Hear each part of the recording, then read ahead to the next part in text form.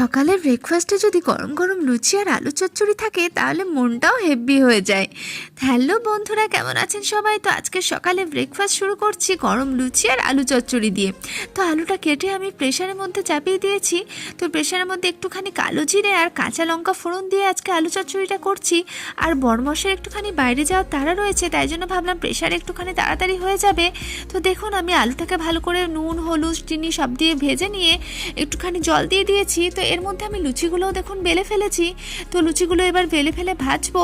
তো আমি কড়াইয়ে আর কি তেল চাপিয়ে দিয়েছি, গরম তেলে একদম লুচিগুলো এখন দেখুন ফুলকো লুচি হতে চলেছে। এই যে লুচিগুলো খুব ফুলেছে, তো গরম গরম ফুলকো লুচি এবার ভাজবো আর একটা করে তাদের পরিবেশন করব। আসলে ফুলকো লুচি খেতে তো সবার ফেভারিট, কি ঠিক বললাম? তো তো আমারও খুব ফেভারিট।